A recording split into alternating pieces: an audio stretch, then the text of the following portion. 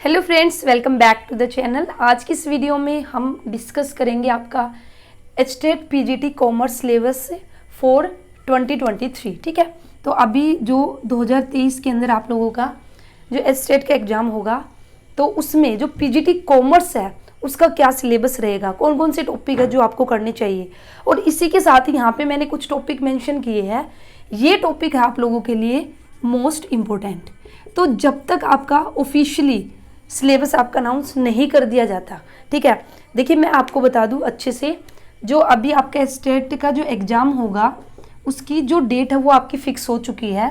वो आपकी 2 या फिर 3 दिसंबर, ठीक है, 2 या 3 दिसंबर को आपका स्टेट का एग्ज़ाम ले लिया जाएगा। तो अभी आप लोगों के पास कितना टाइम है आप देख सकते हो।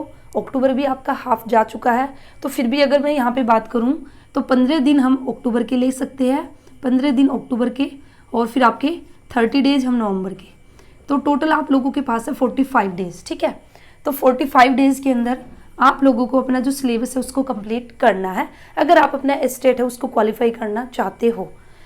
तो अभी जो आज जो टॉपिक यहाँ पे गिवन है कॉमर्स के, ये है मोस्ट इम्पोर्टेंट। ये ऐसे टॉपिक है कि भी यहाँ से आपको एमसीक्यू देखने को जरूर मिलेंगे।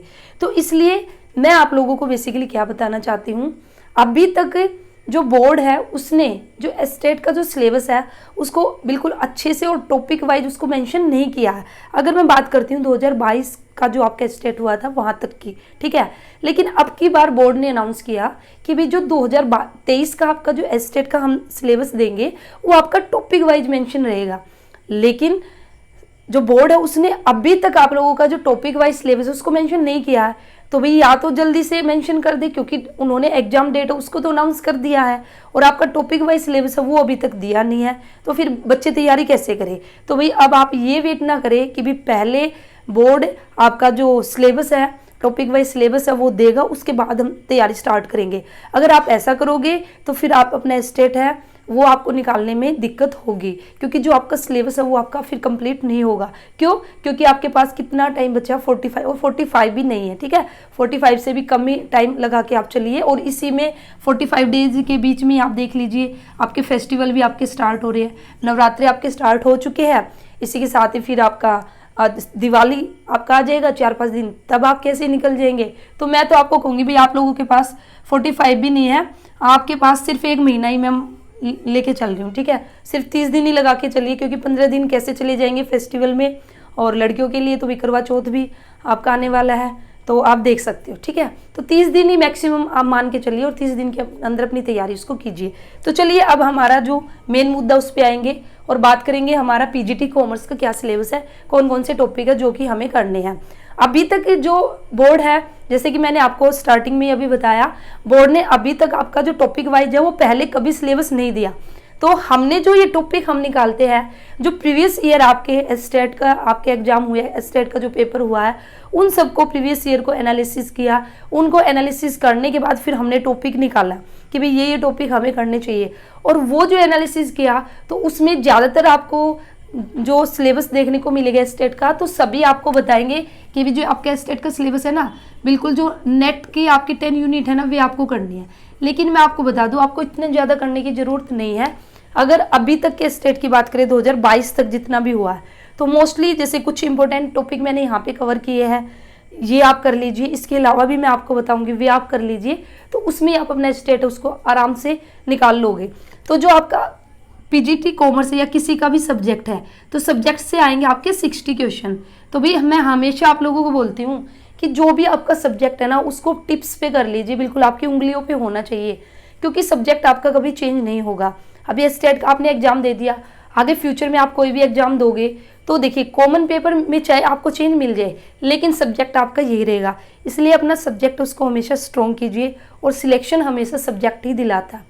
कॉमन पेपर को हम इग्नोर नहीं कर सकते, कॉमन पेपर में भी हमें अच्छा स्कोर लेके आना पड़ेगा, लेकिन कहीं ना कहीं जो सिलेक्शन होगा वो सब्जेक्ट हमें दिलाएगा। अगर आपका सब्जेक्ट अच्छा है, ठीक है, तो आप यहाँ पे 60 में से ना 55 प्लस स्कोर कर सकते हो। और अगर आपने, मैं बोलती हूँ अगर आपने 55 भी 60 में से ले लिया ना, तो भाई स्टेट के लिए जनरल की अगर मैं बात करती हूँ तो 90 मार्क्स के चाहिए। तो अगर आप कॉमन पेपर में 35 भी ले लोगे ना 90 में से, क्योंकि कॉमन पेपर कितने का होगा 90 का, और 90 में से 35 भी आराम से आ जाएंगे, ठीक है। तो आप आराम से अपना जो स्टेटस को क्वालिफाई कर सकते हो, लेकिन ये तब पॉसिबल है जब आपका सब्जेक्ट स्ट्रॉन्ग है। अदरवाइज आप, ये तो मैंने बिल्कुल मिनिमम यहाँ पे काउंट किया है, आप 90 में से भी ना आराम से ना 50-55 आप ले सकते हो, ज़्यादा ही ले सकते हो अगर अच्छे से तैयारी करोगे तो आराम से। आपका जो स्टेट है, जरूरी नहीं है कि भी बॉर्डर लाइन पे आपका क्वालिफाई हो, आप का जो स्कोर है वो भी अच्छा बन सकता है और एक अच्छे स्कोर के साथ अपना स्टेट उसको क्वालिफाई कर सकते हो, ठीक है।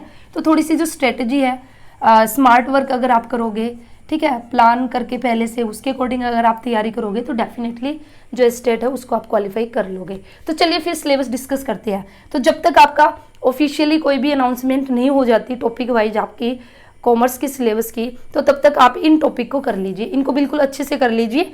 और अभी 2-4 दिन के अंदर, देखिए अभी 15 अक्टूबर तक उम्मीद थी कि भी स्टेट का नोटिफिकेशन आ जाएगा, लेकिन अभी और लेट हो चुका। और अगर इस तरह से लेट हुआ तो भी फिर इन्होंने बेशक से आपकी डेट डिसाइड कर दी है, तो फिर इस तरह से तो डेट भी आपकी क्या पता फिर एक्सटेंड करनी पड़े, ठीक है। और अगर डेट एक्सटेंड नहीं की तो फिर भी आपके ऊपर बर्डन ज़्यादा आएगा, आपका जो तैयारी का टाइम है वो कम रह जाएगा, ठीक है। तो इसलिए अपनी तैयारी उसको पहले से अच्छे से कर लो। तो ये टॉपिक आप कर लीजिए तब तक। और मैं भी अभी क्लास स्टार्ट करने जा रही हूँ, तो आपको आजकल में ही जो क्लासेज है वो स्टार्ट हो जाएंगी। ये टॉपिक है, सारे मैं आपको करा दूंगी, ठीक है। तो सबसे पहले आप देखिए, सबसे पहले आपका क्या है, इंट्रोडक्शन टू अकाउंटिंग। तो अकाउंटिंग के बारे में, अकाउंटिंग क्या है, अकाउंटिंग की प्रोसेस क्या है, ठीक है, यूजर्स ऑफ अकाउंटिंग, तो ये सारे। तो कहने का मतलब क्या, अभी जो अकाउंटिंग है, अकाउंटिंग वाला चैप्टर है उसको अच्छे से कीजिए, यहाँ से डेफिनेटली आपको क्वेश्चन मिलेगा। उसके बाद अकाउंटिंग प्रिंसिपल, ये भी आपका क्या है, मोस्ट इंपॉर्टेंट, ठीक है। अकाउंटिंग प्रिंसिपल आपका मोस्ट इंपॉर्टेंट, यहाँ से 1-2 क्वेश्चन जरूर से जरूर, 2 भी आपको क्या पता देखने को मिल जाए। तो जो भी अकाउंटिंग प्रिंसिपल है, जो भी अकाउंटिंग कॉन्सेप्ट है, उनको बिल्कुल अच्छे से करके जाना। उसके बाद है फिर आपका डबल एंट्री सिस्टम, ठीक है, तो ये भी इंपॉर्टेंट है। सारे के सारे टोटल मैंने यहाँ पे 17, वैसे 17 से ज़्यादा, क्योंकि यहाँ पे मैंने मार्किंग नहीं की, तो यहाँ पे आपके 20-25 से टॉपिक है, ये मोस्ट इंपॉर्टेंट है। और यहाँ से क्वेश्चन, तो अगर मैं कोई इन टॉपिक को अगर आपने कर लिया ना, तो भैया आपके कम से कम इधर से आपको 25 to 30 क्वेश्चन देखने को मिल जाएंगे। तो 30 क्वेश्चन तो आपको यहाँ से कवर हो जाएंगे, ठीक है, और ज़्यादा भी देखने को मिल जाए। अब जैसे जर्नल है, लेजर है, ट्रायल बैलेंस है, रेक्टिफिकेशन ऑफ एरर है, भाई यहाँ से भी क्वेश्चन बनना ही बनना, रेक्टिफिकेशन ऑफ एरर से पूरे चांसेज है कि भी आपका BRS बैंक रिकंसिलिएशन स्टेटमेंट है, यहाँ से भी क्वेश्चन बन जाए। फिर आपका capital and revenue, capital and revenue expenditure है, कैपिटल एंड रिवेन्यू रिसीट है, यहाँ से भी क्वेश्चन डेफिनेटली देखने को मिलेगा। प्रोविजन रिजर्व से भी आपका क्वेश्चन आएगा। फिर ये भी आपका मोस्ट इंपॉर्टेंट है, बिल्स ऑफ एक्सचेंज, ठीक है, तो बिल्स ऑफ एक्सचेंज से भी क्वेश्चन जरूर आएगा, तो ये टॉपिक आप कर लीजिए। उसके बाद आपका फाइनल अकाउंट्स आपको करने हैं, फाइनेंशियल स्टेटमेंट, P&L अकाउंट है आपका, ठीक है, और आपका बैलेंस शीट है, इसको अच्छे से कीजिए। अब हमारा मोस्ट इंपॉर्टेंट है क्या, पार्टनरशिप। पार्टनरशिप में तो आपको कई क्वेश्चन देखने को मिलेंगे, एक नहीं 3-4 क्वेश्चन, तो पार्टनरशिप है उसको अच्छे से करके जाइए आप। फिर इसी के साथ ही भी ये भी आपका बिल्कुल इंपॉर्टेंट टॉपिक है, इशू ऑफ शेयर, यहाँ से भी क्वेश्चन आना ही आना है। तो सारे के सारे वे टॉपिक मैंने लिए भी, इनमें से तो क्वेश्चन आपका डेफिनेटली पूछा जाएगा। तो पहले आप इन टॉपिक को, जब तक आपका टॉपिक वाइज आपका बिल्कुल अच्छे से स्पेसिफिक जो सिलेबस है वो आपके सामने नहीं आ जाता है, तो तब तक आप इन टॉपिक को अच्छे से कर लेना, ठीक है। फिर आपका रेशियो एनालिसिस है, मोस्ट इंपॉर्टेंट है। फंड फ्लो स्टेटमेंट और कैश फ्लो स्टेटमेंट में से भी हमेशा क्वेश्चन देखने को मिलता है, चाहे फिर वो कैश फ्लो में से भी देखने को मिल जाए या फिर फंड में से, और कई बार होता है कि भी दोनों में से आ जाए आपका, ठीक है। और कैश फ्लो स्टेटमेंट का तो भाई ये क्वेश्चन बिल्कुल अकाउंटिंग स्टैंडर्ड 3 के अकॉर्डिंग कैश फ्लो स्टेटमेंट को हम प्रिपेयर करते हैं, ये तो बिल्कुल फिक्स है।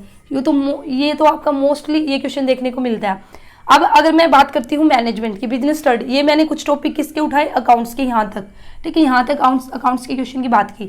अब अगर मैं बात करूँ आपका बिजनेस स्टडीज की या फिर मैनेजमेंट की, तो इसमें देखिए आपका principle of management most important, यहाँ से भी क्वेश्चन भाई डेफिनेटली आपका आएगा, ठीक है। फिर मोटिवेशन, आपका मोटिवेशन की थ्योरीज वे आपको सबसे अच्छे से करनी, क्या जो मोटिवेशन थ्योरीज है। इसी के साथ ही लीडरशिप के अंदर भी आपकी क्या लीडरशिप थ्योरीज है, ठीक है। फिर आपका कंज्यूमर प्रोटेक्शन एक्ट, ये आपको बिल्कुल अच्छे से करना है। फिर फाइनेंशियल मैनेजमेंट, ये थोड़ा सा आपका बीकॉम लेवल या फिर एमकॉम लेवल पे चला जाएगा। इसके अंदर हम कर सकते हैं कि भी जो भी हमारे कैपिटल स्ट्रक्चर है, ठीक है।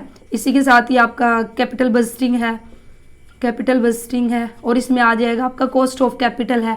तो ये कई सारे टॉपिक इसके अंदर आ जाएंगे जो कि है इंपॉर्टेंट टॉपिक। उसके बाद आपका फिर कम्युनिकेशन भी आपका बिजनेस स्टडीज से रिलेटेड है। मैनेजमेंट अकाउंटिंग, ठीक है। फिर मार्केटिंग भी अपने आप में इंपॉर्टेंट है। 4 P ऑफ मार्केटिंग आपसे पूछे जा सकते हैं, कुछ भी जो भी है, ठीक है। तो ये मैंने यहाँ पे जो टॉपिक है ये पूरा एनालिसिस किए, कई साल के पेपर आप भी उठा के देख सकते हो, और यहाँ से डेफिनेटली आपको इन टॉपिक से जो क्वेश्चन है वो देखने को मिलेगा। और इसमें भी अगर कोई बच्चा कंफ्यूजन में कि मैम मुझे बार बार ऐसे देखना पड़ेगा कि भाई पहले मैंने इंट्रोडक्शन टू अकाउंटिंग देख लिया, ये टॉपिक करना, फिर ये, तो इससे भी बेस्ट वे अगर मैं आपको बताऊँ ना तैयारी करने का, तो वो आपका क्या है कि भाई आप कुछ ना करके, ठीक है, अभी फिलहाल के लिए आप अपनी जो क्लास 11th है, ठीक है, जो क्लास आपकी 11th है और जो क्लास 12th है, इसकी आपकी क्लास 11th की अकाउंट्स और 12th की भी, ठीक है, और आपकी बिजनेस स्टडीज, तो सबसे पहले ना आप इसी को कवर कर लीजिए, क्योंकि कहीं ना कहीं ये सारे के सारे टॉपिक है ना आपकी क्लास 11th और 12th में गिवन है। अगर जैसे मैं अकाउंटिंग की बात करती हूँ, प्रिंसिपल ऑफ अकाउंटिंग है, डबल एंट्री सिस्टम है, जर्नल लेजर ट्रायल बैलेंस है, रेक्टिफिकेशन ऑफ एरर है, ये सारे किस में आपके क्लास 11th के अकाउंट्स के अंदर है, ठीक है। अब मैनेजमेंट की मैंने बात की थी, ये सारे किसके अंदर है, आपके क्लास 12th के अंदर है। तो क्लास 11th और 12th जब तक आपका सिलेबस आप लोगों के सामने नहीं आ जाता है, तो अपनी NCERT उठाइए, वहाँ से क्लास 11th और 12th का अकाउंट्स भी और बिजनेस स्टडीज भी दोनों को बिल्कुल अच्छे से कर लीजिए। मैं आपको बता दूँ, जो आपकी क्लास 11th 12th है ना, मैक्सिमम क्वेश्चन देखिए यहाँ ना आपका 40+ भी हो सकता है, लेकिन फिर भी मैं यहाँ पे थोड़ा नीचे जाऊँगी, क्योंकि हम कॉमर्स के स्टूडेंट हैं, हमें पता है कि भाई हमारा जो प्रीडियंस कंसेप्ट है, कंजर्वेटिज्म कंसेप्ट, उसको हम फॉलो करते हैं। वो कंसेप्ट बेसिकली हमारा क्या बोलता है कि भाई इन फ्यूचर अगर लॉस है तो उसको तो हम रिकॉर्ड करेंगे, और अगर इन फ्यूचर हमें संभावना है कि भाई हमारा प्रॉफिट हो सकता है तो उसको हम इग्नोर करेंगे। तो इसलिए मैं यहाँ पे इसको इग्नोर करते हुए तो मैं आपको बता दूं, क्लास 11th में से आपको 11th और 12th दोनों को मिला के 30+ क्वेश्चन आपको देखने को मिल जाएंगे। और देखिए 2021 में जो आपका पेपर हुआ था ना, 2021 में स्टेट का, आई थिंक 2021 में आपका पूरा पेपर, ठीक है, पूरे 60 के 60 क्वेश्चन, 1-2 क्वेश्चन हम छोड़ सकते हैं, सारे के सारे क्लास 11th और 12th में से पूछे गए थे। 2022 की बात करती हूँ तो 2022 में भी आपके मैक्सिमम क्वेश्चन क्लास 11th और 12th से पूछे गए थे। तो 11th और 12th आप लोगों के लिए मोस्ट इंपॉर्टेंट है। तो सबसे पहले अपनी NCERT क्लास 11th और 12th है, अकाउंट्स पर बिजनेस स्टडीज भी, उसको अच्छे से कंप्लीट कर लीजिए।